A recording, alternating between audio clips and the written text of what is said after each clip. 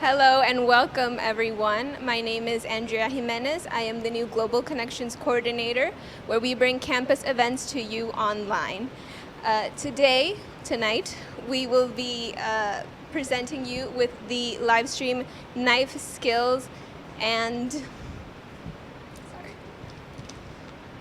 Knife Safety and Skills with WSU's very own executive chef, Chef Jamie Callison. Thank you for being with us today, and his assistant, Justin. This is the first of a three-part series on culinary fundamentals. To sign up for the rest of the series, be sure to visit connections.wsu.edu. So without further ado, thank you. Thank you. So welcome everybody. Tonight we're going to go over knife skills and knife safety. I teach cooking to a lot of people every year, and one of the first things I try to instill is good knife skills is going to make you a better cook. And part of that is if you can cut things faster and have a better opportunity of getting things cut correctly and faster, you're going to cook more. And the same thing in the next few videos, we're going to also talk a lot about cleaning. So if you clean as you go and you can get dinner prepared in a speedy manner because you have good knife skills, you'll learn it. You'll kind of figure that you'll start to actually cook more at home, and it'll be a lot more fun. First off, though, we want to talk about knife safety. A sharp knife is way safer than a dull knife. So years ago in industry, my first hour of every day was sharpening a knife. Nowadays, we don't have the time to do that, but we'd use a whetstone. This is an oiled stone. You can use this triple stone, which has coarse, medium, and fine on it. You can use it with water, or you can use it with oil. When I was in the industry, this has oil in it, but a lot of times we'd use water, and as long as you start with water and never add oil to it, it's fine. This works great, but this takes a lot of time, and also you have to hold your knife angle exactly right. And usually I like about a 15-degree angle. So when you're using something like this, you're having to keep that angle exactly the same, and when you're doing that, you're putting pressure here, and not in the middle. If you put it in the middle, your knife ends up having a big bow in it. These are, not saying they're outdated, a lot of people in the industry still use these, but they just take a lot of time and definitely are, most people don't have an hour a day to sharpen their knives. So when I worked with a Japanese chef, we'd use a whetstone. This is really the best way to sharpen a knife. This is a little bit more coarse, this is extra fine. We would just have a bunch of these setting in a pan. We would take our knife, again putting pressure right here, about a 15-degree angle, and go back and forth. And then on the other side, same thing, and we'd be able to go back and forth holding that angle. They do have clips that clip onto your knife that actually hold that exact angle, they're really beneficial. Again, that's the best way to keep a knife sharp. However, in the modern day, we've kind of went to these have came a long ways, these grinders. This one doesn't really grind the knife so much. It does a great job at sharpening the knife. It's very simple. It has 1, 2, 3. 1 is coarse, 2 is medium, 3 is extra fine. As a chef, years ago, I would have not liked to see this or hear this. The old ones used to just tear apart your knife. These ones are actually pretty decent, and this one holds that 15-degree angle that we're looking for. So to do this, it's simple. It's just the angle's set for you. You're just running it through at about the same speed. These knife sharpeners are about, you can get them for about $115 to $135. So that's coarse. I'm gonna go medium. And again, this is not the favorite sound of a chef, but I can sharpen, I can sharpen 10 knives in the amount of time that it used to take me to sharpen 1 knife. And so it's very beneficial to have something like this. And this Chef's Choice knife sharpener, everybody in my family has one of these. I don't like going over and cooking at somebody's house if their knives are not sharp either. So, knife safety. A lot of cuts happen because of just nicks and scrapes. When you're using your knife, one of the things I like to talk a lot about is cleaning the knife. My last few cuts were definitely cleaning the knife, not by cutting. So when you're cleaning the knife, a lot of people and a lot of chefs you'll see hold the knife like this, and wipe like this. The problem is if you're in a hurry, you could accidentally turn around the knife and cut into the towel. My last cut was that exact cut. Then you end up cutting the palm of your hand, and the palm of the hand is not an easy thing to heal because you're always moving your hand. So even though usually that's not a really bad cut, it takes a really long time to heal. So what I like to do is take your knife and set it down on the cutting board and actually just take the towel and wipe it. It does two things. You're able to put a little bit more pressure on it, and don't pull it back because you can catch on the blade. Just nice, smooth movements like that. And it works a lot better. Again, some of the tricks I'm gonna show you today, if you use a knife correctly, it is absolutely impossible to cut yourself. One of the few accidents, and I'm gonna talk about a few accidents today, but I've been working in the kitchens for, I'm gonna stick with 35 years. It's been a little longer than that, but 35 sounds better. So, never catch a falling knife. I've seen people actually go to grab a knife. It's a lot cheaper to replace this knife than go to the doctor. So if the knife starts to fall, just back away and let it fall on the ground.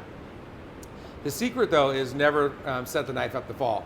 I see a lot of times the knife is setting over the edge like this, and somebody will knock it and they'll hit it and it'll fall, it'll start to fall. Your natural reaction is gonna be to catch it. The blade is really long and the handle is really short. The chance that you're gonna catch it on the handle is not very good. The other thing that happens a lot too is people will have their knife setting up on product like this, and the knife will roll off the cutting board, or somebody will pick up the cutting board and try to carry it with the knife on there. The other thing that will happen too is when you set your knife on product, a lot of cuts will happen. Somebody will be talking, you'll be talking to somebody and you'll just kind of rub your finger up against the knife. And that's another really dangerous thing to do. So when you're setting up your cutting surface, we always put a damp towel, whether it's a wood cutting board or anything, underneath the cutting board. Because if this is moving around, if you put this straight on a counter, your cutting board will be moving, your knife's moving, your hand's moving, the product's moving. That's a lot of moving parts to keep track of. So a secure cutting board makes a huge difference. And I know I'm giving you a lot of rules and this isn't the most exciting, but this is all things that are really gonna help you have a successful time in the kitchen. I've seen a lot of people put knives in kitchen sinks, and I know some of you out there do that all the time. That is very, very dangerous, because what happens is people go and then they'll put, especially if you have a sharp knife, again, a sharp knife is way safer than a dull knife, but a dull knife in a sink is probably not safer than a sharp knife in the sink. So when you put the sharp knife in the sink and you put something over the top of it and then you go to grab the dishes, the worst cut I've ever seen in the kitchen was somebody putting a knife in the dishwashing area, and somebody set something over the top and so they grabbed that item. So make sure your knife, you wash your knife, dry it, put it away, especially if you're using good knives. And a lot of people say, what knife should I buy? It's what knife feels good in your hand. Victorinox, Forstner, I've been in the industry for a long time. I have knives that are $400 at home. I never hardly use them. I have sushi knives I use when I make sushi. The Forstner Victorinox knives, I think, are one of the best knives. They good Swiss steel. They are really lightweight and they keep their edge really, really well. So, and they're about $45 for a chef knife. And so they're not very expensive, but almost every chef I've worked with on a daily basis will pick up one of these knives. Butchers, anybody who works a lot in the kitchen, again, they're lightweight. But there's so many different styles of knives out there. I would actually go see how it feels in your hand. When you're holding on to a knife, it's important that you're not holding back here. I was never good at baseball, but I coached baseball for many years, poor kids. But one of the things I taught them was to choke up on the bat. We do the same thing with the knife. If you're holding the knife way back here like this, you have no control. And most people hold the knife exactly like this, even though a lot of you are probably looking at it right now saying, I don't do that. You'll see when you go to cut, a lot of you, and maybe this might be an exaggeration, but you're holding like this. I always put my finger right here, and it's actually kind of made for that, right? And just like that. And not a firm grip either. If you hold on the knife really tight, it's actually gonna be harder to cut. You want your knife to do the work for you. Another really, really important part of using a knife is using the right knife for the right job. I go over people's house all the time, and they take something like this, and I'm not judging people when they cook. I love it when people cook for me. I'm very easygoing. But when they're cutting with the wrong tool, and they'll cut diced carrot with something like this, and it's really, really hard to do. And actually, a lot of times they're having to go like this, and then that tip of the knife could cut them. So Most of the time we use a chef's knife, the French knife. It's this knife right here. And it works really good for chopping. This knife is a paring knife. It's really good for trimming vegetables, doing small items, but it's not good for dicing vegetables. When I see somebody doing this and I go to somebody's house, I either get in the kitchen to help them or I grab a glass of wine and go sit in the corner because it's taken way too long. This right here is a tournée knife. This tournée knife is for trimming vegetables. Most people would use this at home. When I worked in hotels and I worked garde manger, this is what we used sometimes 6 hours a day for doing fruit carvings and vegetable carvings. It's a great little knife, but this would be impossible to dice with or cut with vegetables. This is used for turning vegetables or trimming vegetables or garde manger work. Garde manger means the cold kitchen. So this right here is a fillet knife, and you're gonna actually see this a little bit later on when we fabricate a chicken, or when Justin fabricates chicken, because I'm not doing it. It's flexible. It's just flexible because you're able to go around the bones, and it's nice, and they're usually really, really sharp. But if you try to cut vegetables with this, I don't know if you can see, but it doesn't hit the cutting board. You can't cut. So this would not work very well for dicing vegetables. This is a bread knife. If anybody on there can answer what we use this for, bread, right? So I usually don't say that bread word first, but it's good for bread. It also, because of the ridges here, it does not go all the way down the cutting board. You have to saw through your ingredients. Works really good also for really soft tomatoes and certain other products, but it's a bread knife, not for dicing, but for actually sawing. This right here is a steel. This is for honing the knife. This does not sharpen the knife. It keeps the knife sharp. The more you use this, the less you have to sharpen your knife. You see a lot of chefs will actually, you see this on TV all the time, they're going like this. Works great. If you look at the steel, I don't think you can see it in the camera maybe, but this has the little marks in there. Going towards your hand, anything you're doing is not a good idea. So I always take it and I actually go down like this, and I can actually see the angle better too. And I think it definitely works a lot better. Okay. The hardest thing to get used to, when I first started cooking, I worked at a restaurant for about a year, learned how to cut and properly. I went to my next job and I said, they said, what can you do well? I said, I can actually use a knife really well. I grabbed the knife and the chef was really scared because I had no idea what I was doing and cutting properly. So I had to learn all over again, and it was really, really tough. The trick of good knife skills is, of course, holding the knife correctly. Always, if you're carrying the knife, always down to your side. Don't walk around the kitchen like this, because if you fall, the chance of hurting yourself is going to be pretty good. So always down to your side like this. When we have a thing we call the claw. And the claw is you're holding on to product and the knife is going right up against your hands. And we do that thumb tucked in. And we do that because if the knife slips, it is absolutely impossible to cut yourself. And that is really important. So if you have good grip on the product, and when we're gripping onto the product, it should be kind of a natural grip like this. And I don't know if it's easy to see here, but you can kind of see a V. And we want to see that V when we're looking down, and it's kind of that negative space. And that way, if the knife slips, it's not going to cut you. It's absolutely impossible to cut you. The hardest thing to get used to, though, is having the knife right up against your knuckles. And this is going to be a long process, and it's going to take a lot of time to get there. So again, knife up against your knuckles, the claw. It's a lot to remember, I know. You're holding on the knife like this so you have a good grip. And if you look here, again, you're looking there and you can see that space there. You're always going to be looking down at that space. So what we're going to do is we're going to keep the tip of the knife on the board. And the other thing I would recommend too is, you can see how this is round, right? When you're first learning how to cut, the other thing for safety too, keep the knife blade not facing towards you, but I always keep it on a towel up above, or at least on the cutting board up above, so that the blade's not facing you. Most cuts happen because you scrape the knife. So when I'm first learning how to cut, I actually when I'm teaching people how to cut, I'll take the product. I always tell them to get the product to a flat surface. That way it doesn't roll.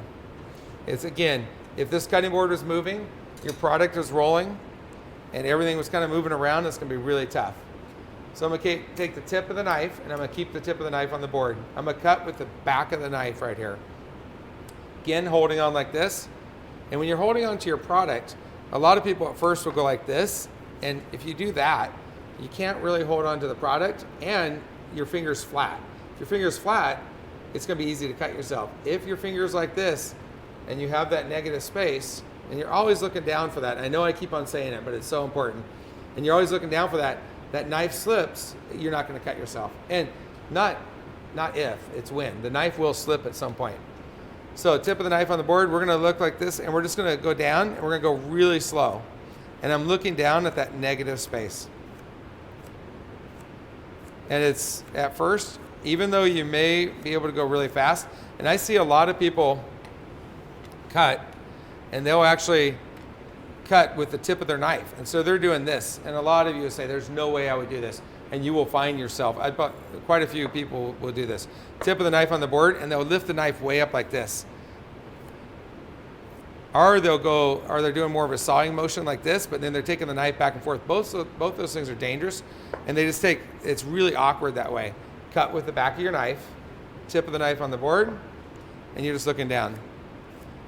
And at some point, it's going to come by feel. For now, just keep on looking down and moving your finger. And if you notice, also, a lot of chefs will tell you to move the product with your fingers like this. The problem is, you can see how my fingers kind of went flat.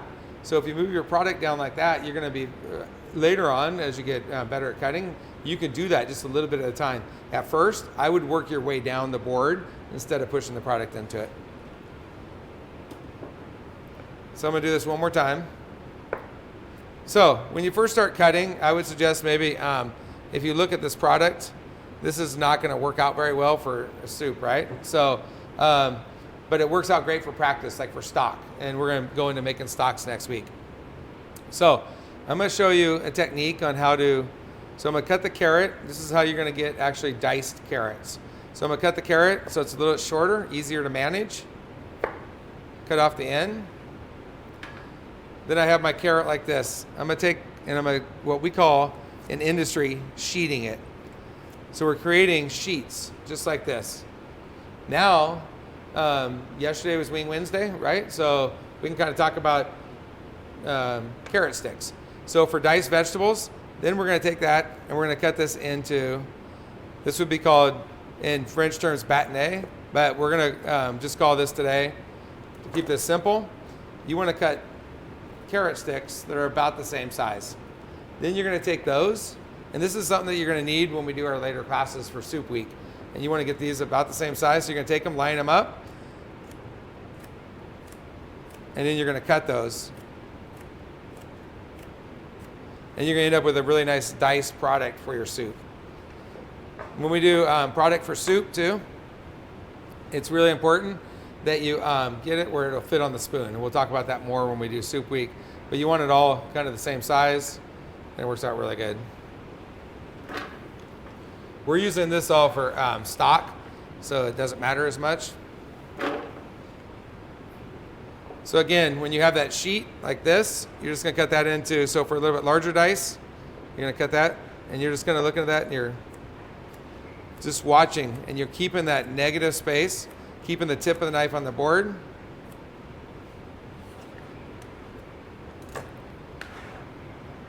And the other thing, if you noticed, I am keeping my board clean. That's really important. If all of a sudden you have too much stuff on your cutting board, you're going to end up starting to work like this, and the chance of you kind of nicking yourself with a knife. Again, most cuts are just a nick, but if we take those precautions and we keep our work area clean, you're going to have a lot easier time cutting and staying on task. So for celery, we're going to kind of approach this the same way. So I would say for practicing, again, tip of the knife on the board. I know I keep on saying the same thing over and over again, but nice V shape right here, cutting with the back of the knife. And you're just gonna looking down and moving down with the product. And then what will happen one day is you'll kind of be doing that, and Justin's doing that now, where he'll be talking to other people walking by, and because it's all by feel, you're all of a sudden, you're like, you know, this weekend, yeah, we had a lot of homework to do and things were going well, you know, and he has this really weird Cheerio joke, so sometimes he'll tell that too. and he's just cutting like that. And people are like, what are you doing? And actually, if I look, actually it's harder for me to cut even. If I don't look, I'm cutting exactly even. I do not suggest not looking at first. So when you're first learning this, it'll come natural. Do not force that not looking. It'll just, one day you'll be talking to people, and because the knife is right up against your hand, all of a sudden it becomes feel. And so, again, if that knife slips, you're not going to cut yourself. So for diced celery, we're going to basically, again, I like to cut it. A lot of people will try to cut for diced. They'll take something like this long, and they'll try to cut it all the way even like this. That's really hard for even me. So I always make it smaller, like this. So then you can take it, and you actually have a lot better opportunity to get it to a size that you can, to get it to more of an even size. Again, it's really hard to cut all the way down like that. Then take some of your celery. Again, we have celery sticks, right? So bâtonnet is the right word for it, but we're going to call it sticks. We're going to line that up, again, using the claw, and I'm holding onto my product like this. And again, if this feels really unnatural, holding onto the product, that probably means that you're going flat like this. And again, for diced, then we're just going to turn those celery sticks. Different terminology than what I use when I'm teaching the advanced cooking class, but that's the terminology I'd use at home. So, okay, then the other thing you can do too is if you're cutting this, if it has a really big kind of, if this is really sticking out, you can trim that off.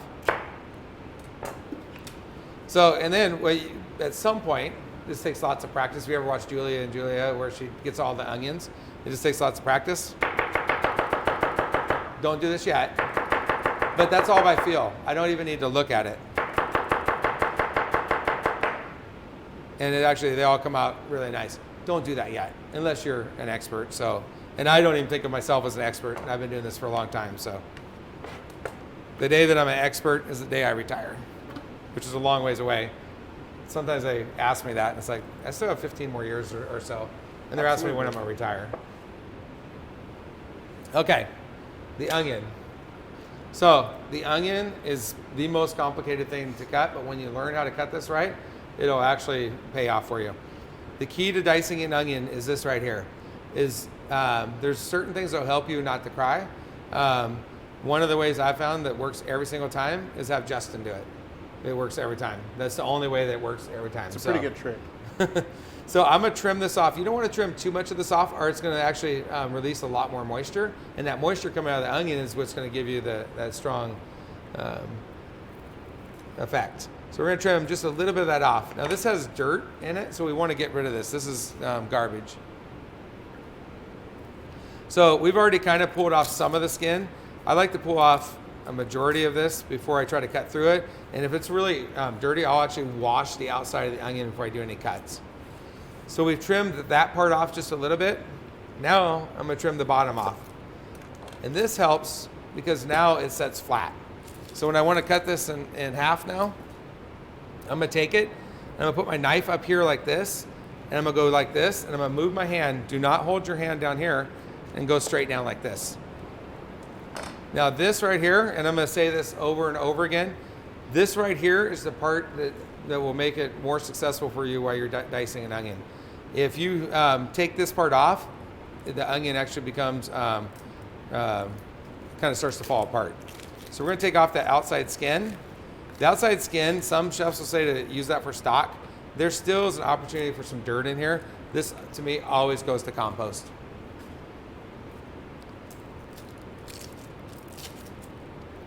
So we're going to peel off that, especially that, and I just keep on the onion. Sometimes you have to take off 3 or 4 layers before you get down to the good part of the onion. This part right here, even though it's white, that's not enjoyable to eat at all. So in stock, that might be okay, but again, there still might be a little bit of dirt in there. So again, this is the part that will help you really have success at dicing the onion. We're going to trim that off just a tiny bit. We're going to trim off the bottom.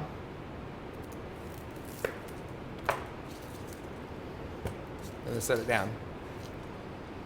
And then so now this is setting down flat, right? Because I trimmed off the bottom. So we always are thinking of knife safety. So now we're gonna take the knife, we're gonna go in the center, and I'm using the claw at the beginning, but I'm not holding my hand here. So when the knife slips, not if, my hand won't be in the way. So I have it centered right here, and so I'm cutting right through that part. So what I like to do is, if you're peeling, let's say you have 4 onions to peel them all, and that way we can kind of clean our board off of any dirt or debris that might be on there. So I see a lot of people, they'll dice one onion, then peel another onion, dice one onion, peel another onion, and it's way easier to do it all at the same time. Well, maybe easier. This onion's not cooperating here. So you can see how tough some of the skin is. And again, if you're peeling it and you get to a layer that's still, I mean, that's a very edible layer, but that piece of onion's bad, we'll pull that off. So now I have the, there's a great chance that there's a lot of dirt right here. I like using sanitizer. Sanitizer's definitely food safe. I can cut right on this board. And you can buy sanitizer at the grocery store. Works really good. Again, cleaning off the knife, I always push down like this. So in my cooking classes, when I ask them at the end of the semester what was the most valuable thing of the class for a whole semester, almost everybody says dicing the onion. So I'm gonna pull one more layer off this. I can just see that this is still really kind of tough right here. So the trick to dicing an onion, or the technique, we're gonna cut towards this now, but never through it. So this first cut is kind of a trickier one. We don't want to do this one way up here on the cutting board because the knife doesn't land correctly. So we're gonna take the onion and we're gonna take it to the side. And then we're gonna take our knife and we're gonna put it into the onion like this. So we're just setting it up like this. If I did this over here, it would not be even. So I'm gonna take it right to the edge and then put my hand like this. Not like this. When the knife slips, you will cut yourself if you have it there. So I'm gonna rock it back and forth, hands out of the way. Again, I'm cutting towards that core of the onion, but not through it, okay? So now we're gonna take this off. Now the first cut, you can kind of see that there's lines right here. So if you ever get lost, just talk to the onion, turn it over, find out where that's at, look at it. You know you're cutting towards that. We did that first cut. Then there's lines right here. You know your next cut is gonna go along the lines. How thick you cut it now is going to determine how big the dice is. So if I wanted a bigger dice, I would leave a little bit more space there. And I'm still using the claw, but I'm using the tip of my knife to do the cut. And then I'm going to do, instead of the tip of the knife staying on the board, especially onions are taller, I'm going to do what we call just a sheeting motion. So we're just pushing down like this. And again, I'm still using the claw, and I'm watching.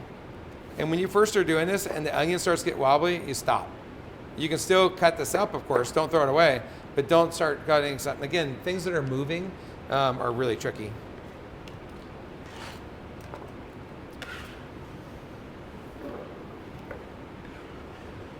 So we're gonna do this again.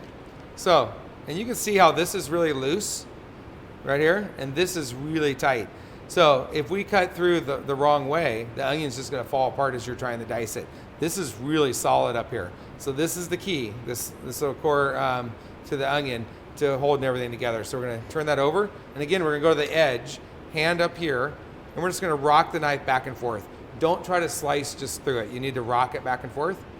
And you're cutting towards it, not through it. Then the tip of the knife, and you see the lines right here? If I wanted to make this really small,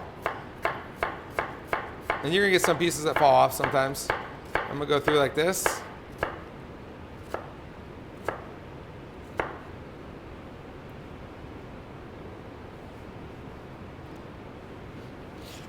My wife loves onions, but she definitely likes them diced small sometimes. I think that's the only reason she married me, is I could do this. So we're gonna go through like this right here. So this can be a pretty valuable technique right here. You see how small that is? With hardly any effort. It's amazing how just the change of the size of that cut, how much that helps. Okay, I'm only gonna do one more half onion and talk through it again, because if you want to, at home, you can rewind. Usually I do this like 6 times when I'm teaching students, because they can't rewind, so I don't want to put you through that pain tonight. So, again, you're gonna turn over the onion. This is loose. This is the core. We're gonna cut towards that, but not through it. Taking my hand over here, up, out of the way, rocking the knife back and forth. Pulling the knife out. There's the lines right here. Now I'm just gonna do an average dice. Tip of the knife to the board. And then down. Our students love this because they get to go home, they get to show their parents and their grandparents. I've gotten a few emails from parents though saying that they wish that somebody else would have taught them that. They've been cutting wrong for 30, 40 years. Just cutting an onion the correct way is such a huge help. So what I like to do too is as you're cutting is to kind of clean up your area as you're going. It actually makes cooking more fun when you're cleaning as you're going. Okay.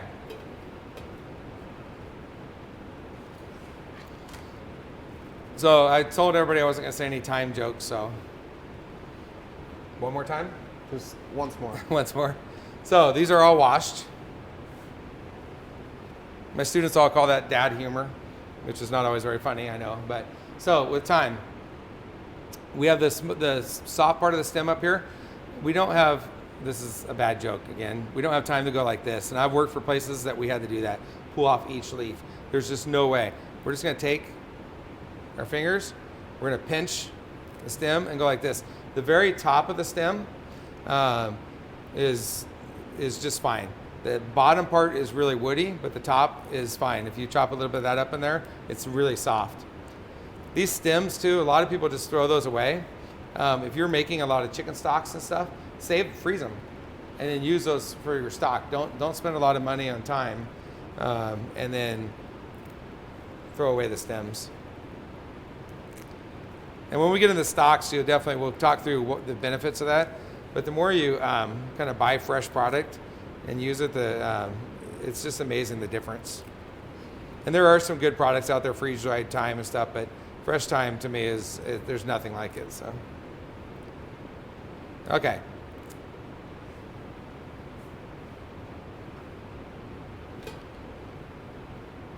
So we have our thyme like that. We're going to kind of bunch this up, and then you're going to put your hand like this over the top.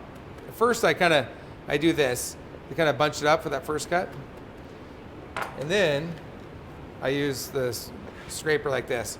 And this is great. These little bowl scrapers, everybody should have one of these. It makes your life so much easier. Now I can kind of go like this.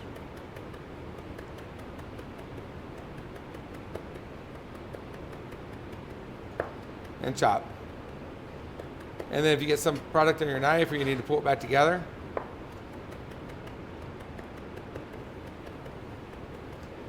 just like that. And it works really good. Again, these things are you can buy them sometimes 95 cents. And this is definitely something everybody should have. Where's my other, here we go.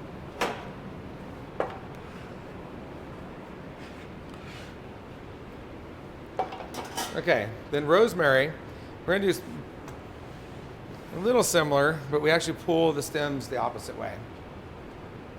This is beautiful rosemary. It's like a tree trunk here. So with the rosemary, actually we're gonna go the opposite way. It's easier to pull like that. So basically, you have the softer side here, and you're pulling the opposite way. Rosemary is a little tougher to chop. And this one's so thick. This is some intense rosemary. You can see how thick that stem is. So we're gonna definitely have to approach that a little differently. You can still pull that off and then pull that top piece off. Some nice looking rosemary though. I love the smell of all the fresh herbs. So rosemary is gonna be a little tougher. You're gonna have to put a little bit more pressure. Now when we're chopping, this is the technique for chopping. We're putting our hand up here. And again, we're not doing a lot of pressure. We're not holding onto the knife really hard. We're actually rocking the knife. With rosemary, you do have to put a little bit more pressure on it just to break through it. Then you can go back to this At first, this doesn't work very well because it's a little harder to cut through. So we're going to chop.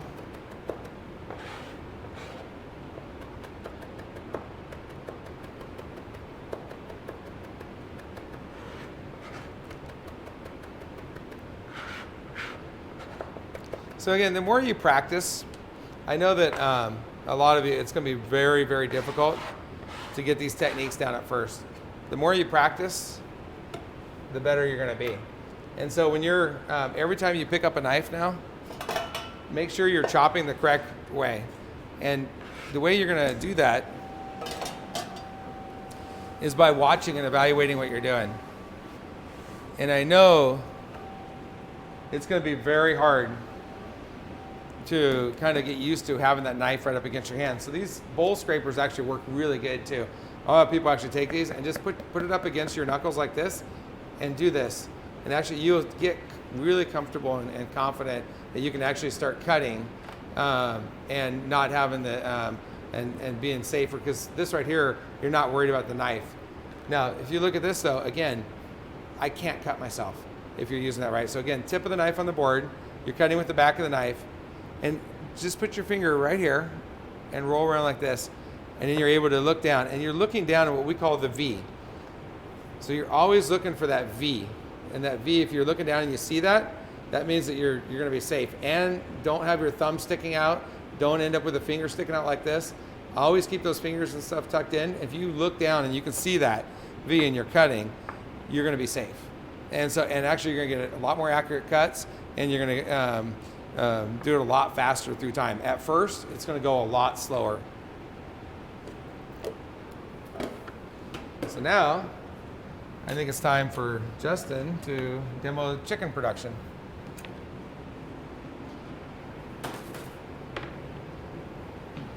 Justin is one of our culinary certificate students, and so through that course that we have here, so he's going through, he's getting his bachelor's degree in hospitality business management, but he's also getting basically a culinary arts degree at the same time, which takes a lot of work.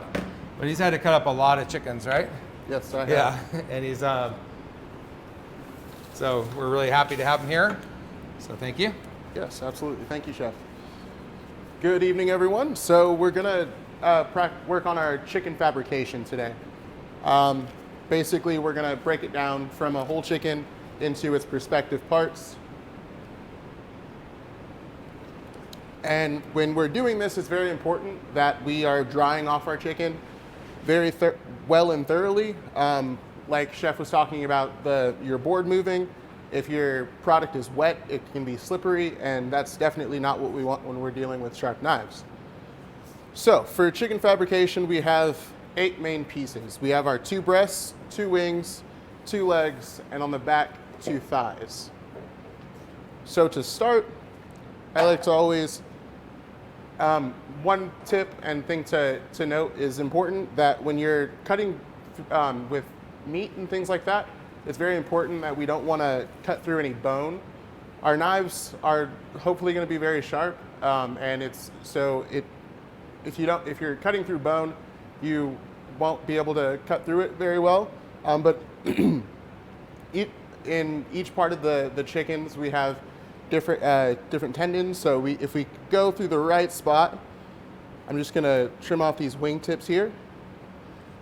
Then there's very little resistance, and we can cut right through.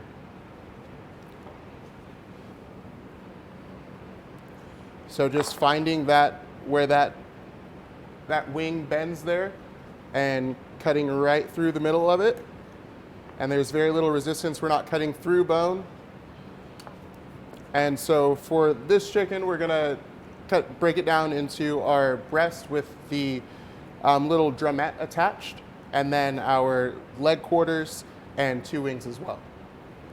So just as I was doing before, again, looking to see where that joint bends there, and then we can find that pivot point and just cut right through it, not cutting through any bones. And to make it easier, once the skin's broken, we can kind of break that a little bit and find the perfect spot to cut through with very little resistance.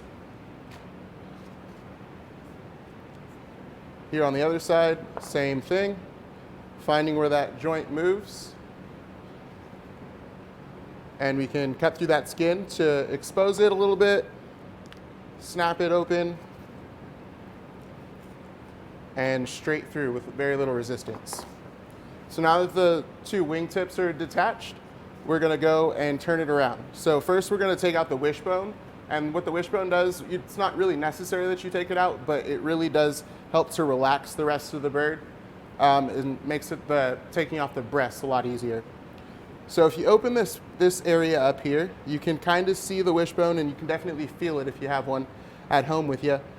And you can definitely feel it right there. So what we're gonna do is we're gonna take our knife, try and do this so you can see in the camera, and we're just gonna trace where that wishbone is on either side, making sure everything's out of the way. And then once you've got it opened a little bit, then you can get in there with your fingers and just feel it out.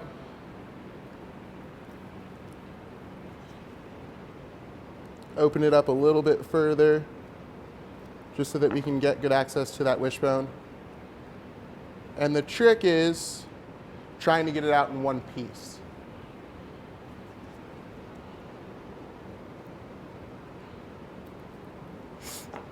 So just tracing on either side, and then you can try and snap it out from the bottom. It's connected in three places, both of the base here, and then it comes together at one point. I'm just gonna work my knife in there a little bit more, expose that wishbone, and hopefully, I think I might have snapped this one, but it's all right as long as we get it all out. And there's that one part. And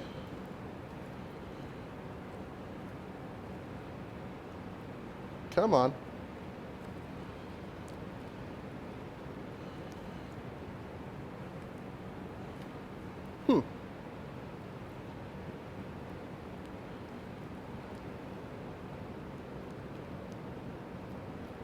And when you're doing this, it's very important, especially around the breast meat, that you're making very shallow cuts. We don't want to cut into the meat of the breast too much.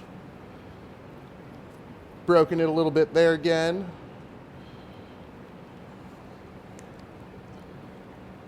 But there we go. Okay, so I was able to get the top part of the wishbone out.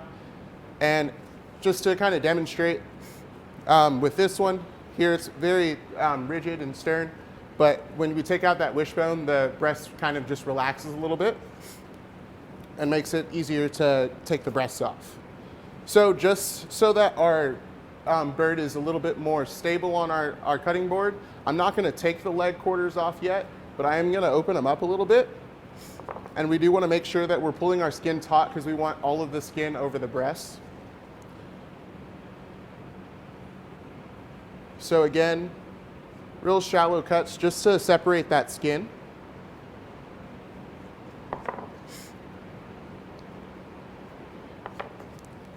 And then we can kind of pop those joints out. And what that's going to do is really, we've got a much more stable surface here for our chicken. It's a lot more centered and grounded on the cutting board, and it's not going to move around as much. It's not wobbly. It's got a nice base and platform. And now we're going to go ahead and work on taking off the two breast pieces. And as you can see, I've left these two drumettes attached. So this is what we call an airline chicken breast. So our chicken anatomy, we have a breastbone that goes down the middle, and we're gonna basically cut on either side. But first we're gonna make a straight incision down the skin of the bird so that we can separate both breasts. So I like to pull the skin taut there, and then you can see this line right here. We're gonna make a very shallow cut. We just wanna cut through that skin and expose some of the flesh. And if you are pulling it taut, then as you cut through it, it'll kind of separate. And we're gonna cut cut that all the way up to our neck area.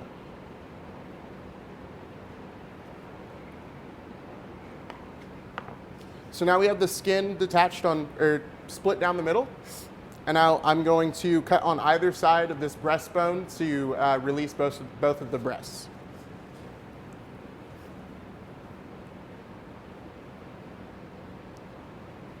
When we're fabricating our chicken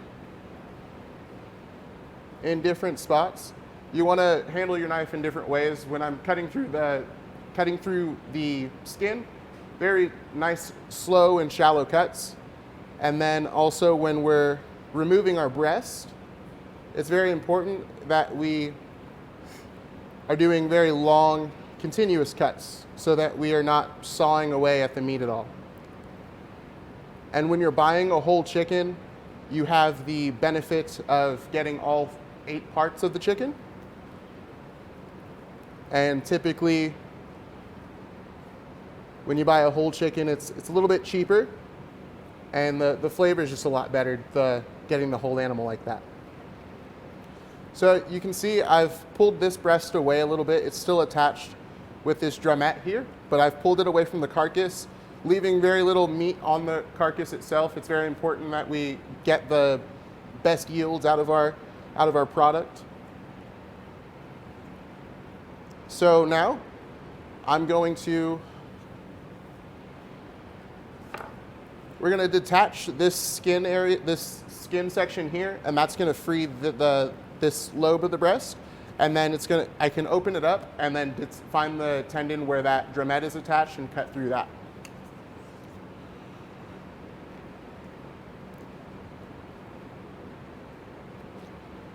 And it's very important that we're pulling our skin because we want full coverage on that chicken breast.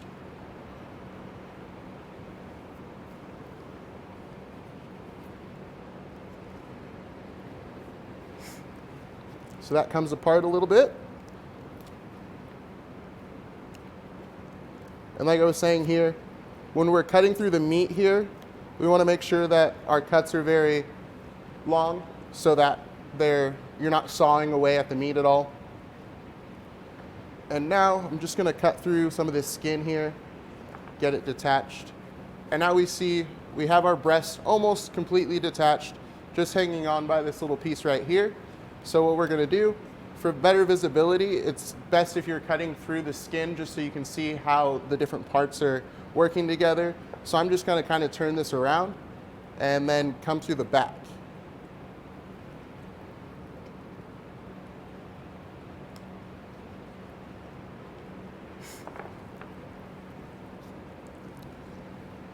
And then we've just got that one tendon right there that we're going to cut through.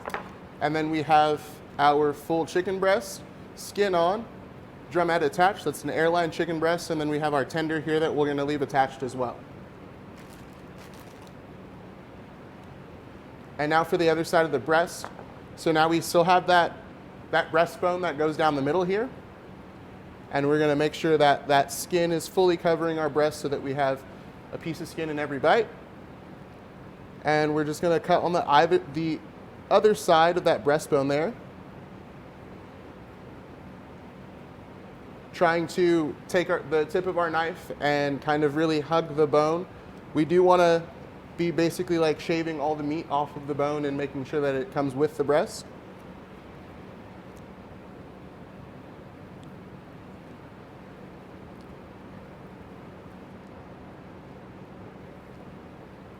And again, those shallow cuts. And we will, again, cut through that skin area there, just to detach the bottom part of the breast.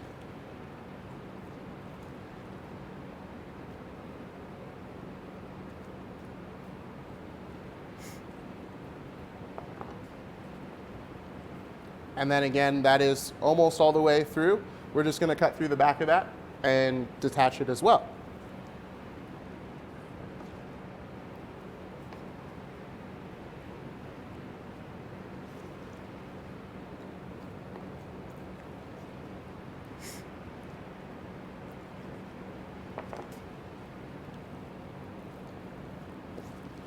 can take that and kind of snap it. We find where that tendon is. And then cut right through it. So then again, we have both of our breast sections from either side of that breastbone, just like that.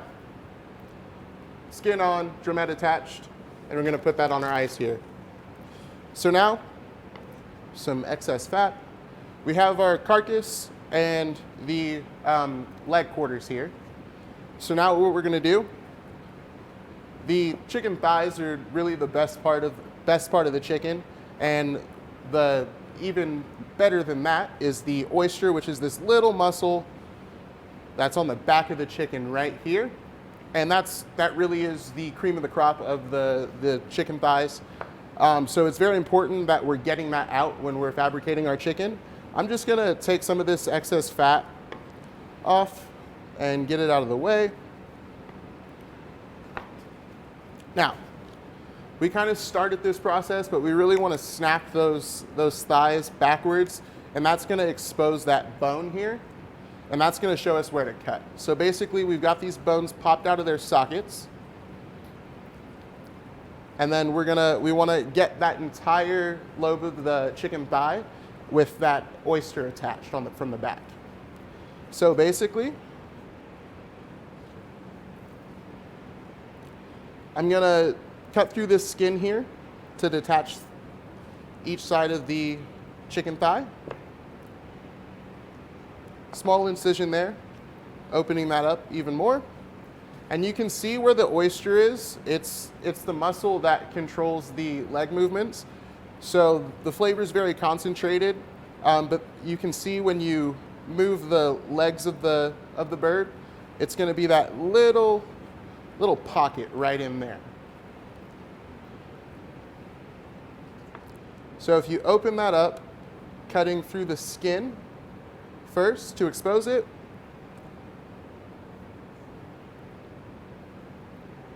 and then once you open it up enough, you can actually get the tip of your finger in there, and it's up against a bone, so you just want to get your finger in there and detach the meat from the bone. I'm going to cut away with it with my knife a little bit, and then you can actually, this bone right here is actually like a little cup, so you can get your finger in there and make sure you're scraping that entire oyster off of that bone right there. And as you can see, we have that oyster meat there. There's the bone that we're taking it away from. And then we're going to use that and follow our line down here, cutting through that skin. And then we just want to make sure that we get that oyster out.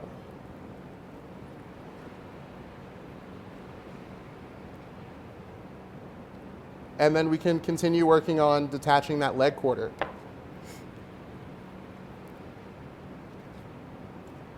And you really just want to cut. It's already popped out a socket, so like I was saying before, you don't want to be cutting through any bone. But we just want to follow that along down the back of the bird, and that's going to get that entire thigh and leg portion. And if we want to break this down even further, without completely deboning it, I'm just going to detach the leg and the thigh here. So just like with the wings, we're going to see where that joint is, see where that pivot point is in the bones. And so that we're not cutting through any bones, I'm going to just make a small incision, open that up, and then we can cut right through.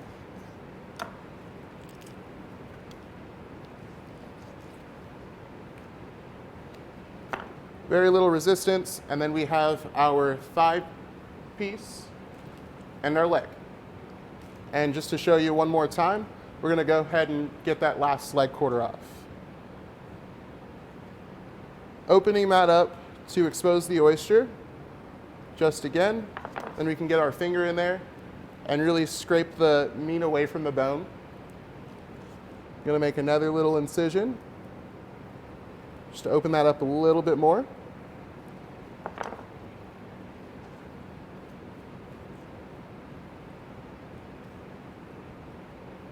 And fabricating chickens is definitely something that takes a lot of practice to do and do well. It's been a while since I've fabricated one, and you do get out of practice with it. This is definitely not the cleanest bird that I've ever done, but for the sake of the video, we're going to be just fine. And then here we have again our second leg quarter, and then our carcass here. And just again, I'm going to separate the leg and the thigh here, finding where that bone pivots, and cutting straight through. We can open it up a little bit, and very little resistance, cutting through the skin, cutting through that bone, and we have our second leg and second thigh. So here basically we can show you, we have all 8 parts of our chicken. We have 2 thighs, 2 legs, our 2 breasts with the drum attached, and our 2 wings here, and our carcass that we can use for stock. So that's our chicken fabrication. All right, thank you. Yes. Thank you so much for watching. Please be sure to join us for the next installment of this series, which will be April 23rd. We'll talk more about how to cut a chicken and how to make stock. So thank you very much. Yes, absolutely.